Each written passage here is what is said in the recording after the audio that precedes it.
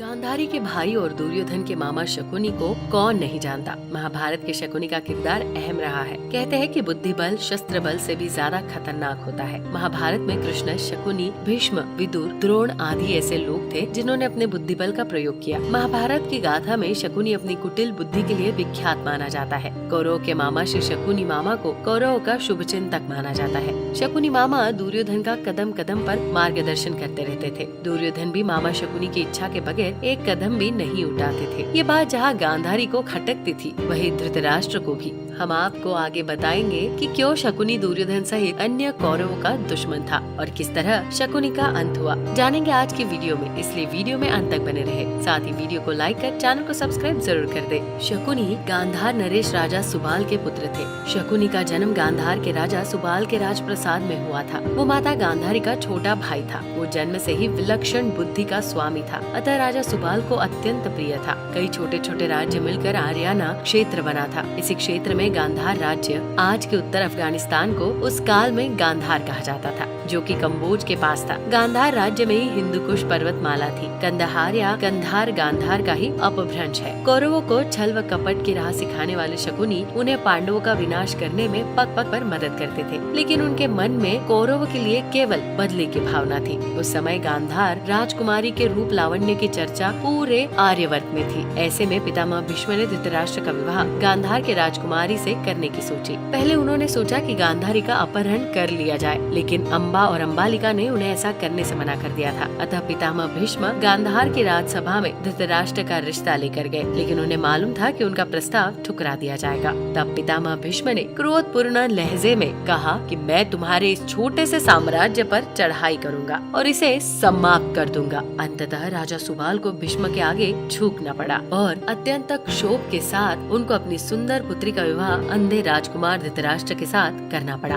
गांधारी ने भी दुखपूर्वक आजीवन आंखों पर पट्टी बांधे रखने की प्रतिज्ञा की। गांधारी से महाराज धृतराष्ट्र को 100 पुत्रों की प्राप्ति हुई थी, जो आगे चलकर कौरव के नाम से प्रसिद्ध हुए। हालांकि वो कौरव नहीं थे। माना जाता है कि गांधारी का विवाह महाराज धृतराष्ट्र से करने से पहले ज्योतिषियों ने सलाह दी थी कि गांधारी के पहले विवाह पर संकट है, अतः इसका पहला विवाह किसी और से कर दीजिए, फिर धृतराष्ट्र से कीजिए। इसके लिए ज्योतिषियों के कहने पर गांधारी का विवाह एक बकरे से करवाया गया था। बाद में उस बकरे की बलि दे दी गई। कहा जाता है कि गांधारी को किसी प्रकार के प्रकोप से मुक्त करवाने के लिए ही ज्योतिषियों ने ये सुझाव दिया था। इस कारणवश गांधारी प्रतीक रूप में विधवा मान ली गई और बाद में उनका विवाह धृतराष्ट्र से कर दिया गया। ऐसा क्यों किया, इसके पीछे और भी कारण है। गांधारी एक विधवा थी। ये सच्चाई बहुत समय तक कौरव पक्ष को पता नहीं चली। ये बात जब महाराज धृतराष्ट्र को पता चली तो वो बहुत क्रोधित हो उठे। उन्होंने समझा कि गांधारी का पहले किसी से विवाह हुआ था और वो न मालूम किसी कारण मारा गया। धृतराष्ट्र के मन में इसको लेकर दुख उत्पन्न हुआ और उन्होंने इसका दोषी गांधारी के पिता राजा सुबाल को माना। धृतराष्ट्र ने गांधारी के पिता राजा सुबाल को पूरे परिवार सहित कारागार में डाल दिया। कारागार में उन्हें खाने के लिए केवल एक व्यक्ति का भोजन दिया जाता था। केवल एक व्यक्ति के भोजन से भला सभी का पेट कैसे भरता। ये पूरे परिवार को भूखे मार देने की साजिश थी। राजा सुबाल ने ये निर्णय लिया कि वो ये भोजन केवल उनके सबसे छोटे पुत्र को ही दिया जाए, ताकि उनके परिवार में से कोई तो जीवित बन सके, और वो था शकुनी। ये भी कहा जाता है कि विवाह के समय गांधारी के साथ उनका भाई शकुनी और आयु में बड़ी उनकी एक सखी हस्तिनापुर आई थी और दोनों ही यही रह गए थे।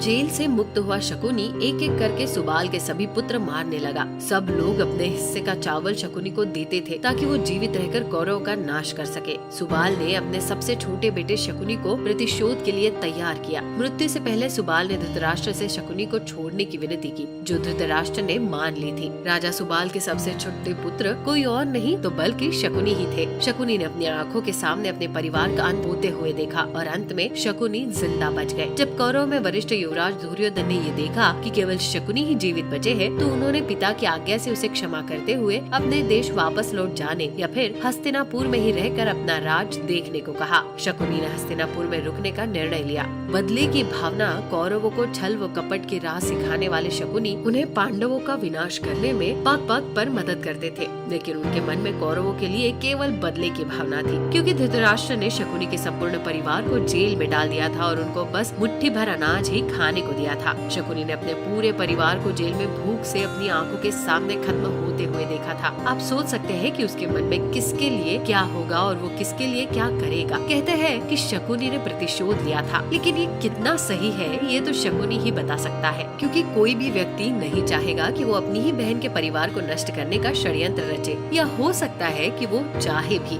शकुनी ने हस्तिनापुर में सबका विश्वास जीत लिया और 100 कौरव का अभिभावक बन बैठा। अपने विश्वास पूर्ण कार्यों के चलते दुर्योधन ने शकुनी को अपना मंत्री नियुक्त कर लिया। सर्वप्रथम उसने अपने गांधारी और धृतराष्ट्र को अपने बस में कर लिया और धृतराष्ट्र के भाई पांडु के विरुद्ध षड्यंत्र रचने और राज सिंहासन पर धृतराष्ट्र का आधिपत्य जमाने को कहा। फिर धीरे धीरे शकुनी ने दुर्योधन को अपनी बुद्धि के मोहपाश में बांध लिया। शकुनी ने न केवल दुर्योधन को युधिष्ठिर के खिलाफ भड़काया, बल्कि महाभारत के युद्ध की नींव भी रखी। गांधारी अपने भाई की इस चाल को समझती थी और वो अपने पुत्रों से बुराइयों से दूर रहने को भी कहती थी, लेकिन उसकी कुछ नहीं चलती। पति, भाई और पुत्र के बीच गांधारी दिवस थी। ये बहुत कम लोगों को मालूम होगा कि शकुनी के पास जुआ खेलने के लिए जो पासे होते थे वो उसके मृत पिता के रीढ़ की हड्डी के थे। अपने पिता के मृत्यु के पश्चात शकुनी ने उनकी कुछ हड्डियां अपने पास रख ली थी। शकुनी जुआ खेलने में पारंगत था और उसने कौरवों में भी जुए के प्रति मोह जगा दिया था। शकुनी का वध। कुरुक्षेत्र के युद्ध में शकुनी ने दुर्योधन का साथ दिया था। शकुनी जितनी नफरत कौरवों से करता था उतनी है पांडवों से, क्योंकि उसे दोनों की ओर से दुख मिला था। पांडवों को शकुनी ने अनेक कष्ट दिए। भीम ने उसे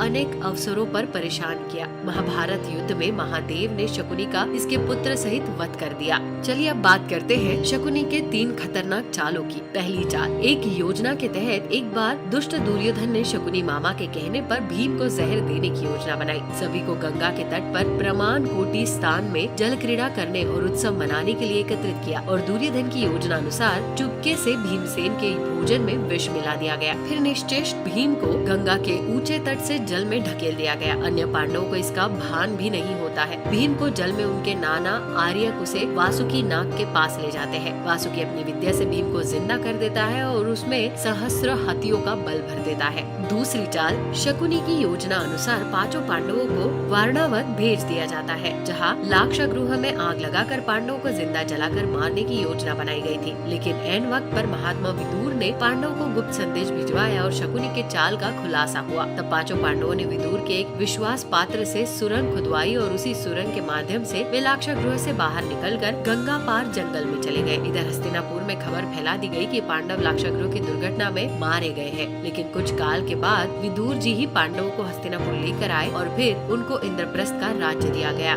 तीसरी चाल। जब युधिष्ठिर को इंद्रप्रस्थ का राज्य मिला तो उन्होंने अपने राज्य के विस्तार के लिए राजसूय यज्ञ किया। इस यज्ञ के चलते उनके राज्य का विस्तार होता गया और उनकी शक्ति बढ़ती गई। इस बढ़ती शक्ति से चिंतित होकर शकुनी ने दुर्योधन के साथ मिलकर कपट की नई योजना बनाई। उसने चौसर यानी द्रुत क्रीड़ा का आयोजन करवाया। लेकिन पांडव ये नहीं जानते थे कि शकुनी के पास है केवल उसी के इशारे पर चलते हैं। इस खेल में पांडवों द्रौपदी का अपमान ही कुरुक्षेत्र के युद्ध का सबसे बड़ा कारण साबित हुआ। इस हार के बाद पांडवों को 13 वर्ष वनवास में ही रहना पड़ा, जिसके चलते उनका जीवन बदल गया। तो दर्शकों, कैसी लगी आपको ये जानकारी हमें कमेंट कर जरूर बताइए। साथ ही यदि आपको ये वीडियो पसंद आई हो तो वीडियो को लाइक कर चैनल को सब्सक्राइब जरूर कर दे। वीडियो में अंत तक बने रहने के लिए आप सभी का धन्यवाद।